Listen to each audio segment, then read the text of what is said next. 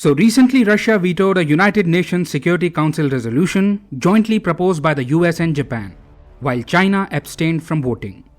This resolution was brought forth to prevent an arms race in outer space. Russia vetoed it, stating that the text of the resolution should have been more comprehensive. China also remarked that more elements should have been included in this draft. Russia and China had also tabled an amendment in this regard, but it was rejected. However, the US reacted to Russia vetoing the original resolution. The US stated that Russia is definitely hiding something, specifically that Russia is secretly developing anti-satellite nuclear weapons.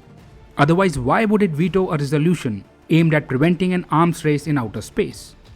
Of course, Russia has denied these allegations. Russia even proposed an amendment to make arms prevention more stringent.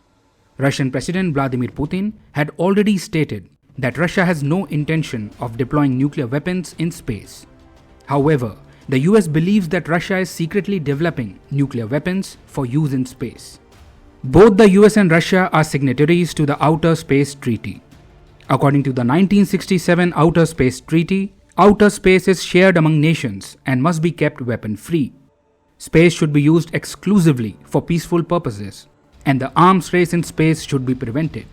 It makes sense that weapons should not be used in outer space, and that space should be used only for peaceful purposes, because many satellites are present in space. As we know, satellites from many countries are currently in orbit. These satellites enable access to critical services such as GPS, telecommunications, weather monitoring, and Earth observation. If there were any kind of explosion in space, it would damage the satellites, resulting in severe consequences.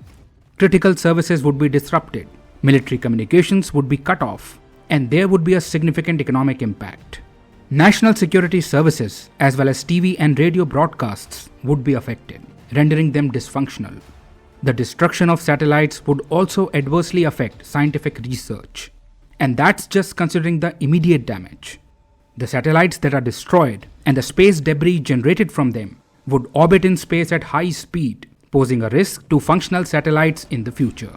Space debris is already a significant risk. Although small in size, it moves at such high speeds that if it were to collide with a satellite, the satellite could be destroyed. That's why if there is an explosion in space, it will be a devastating event. So it must be prevented at all costs. The US is very concerned about this.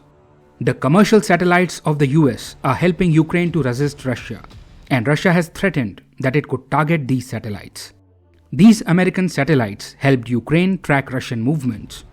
Additionally, satellite-connected drones are a significant component of modern warfare. They have inflicted significant damage on Russia. Russia had warned that it would shoot down Western satellites aiding Ukraine, increasing the risk of a commercial space war. Considering how important satellites are for countries, this resolution was brought to the United Nations Security Council.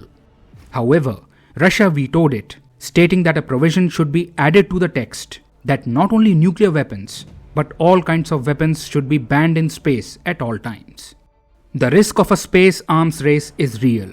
Many countries have either developed or are developing anti-satellite weapons. The US, China, Russia, and India already possess such weapons capable of destroying satellites.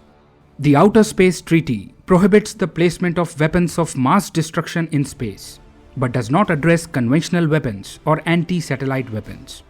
Therefore, there is currently no international treaty prohibiting the deployment of conventional weapons in space. All countries heavily rely on satellites for many crucial services. It is known that the greater the importance of any asset, the higher the priority target it becomes in war. Thus, to deter enemies from attacking their assets, an arms race may begin, compelling countries to develop anti-satellite weapons. Given the tensions and lack of trust in the current geopolitical climate, the risk of a space arms race is increasing. Therefore, there should definitely be an international treaty regulating the use of weapons in space and preventing an arms race. In this regard, it is crucial to foster transparency and trust among nations. It would be preferable for nations to maintain transparency in their space programs and refrain from actions that could provoke their rivals. Dialogue and diplomacy are essential in preventing a space arms race.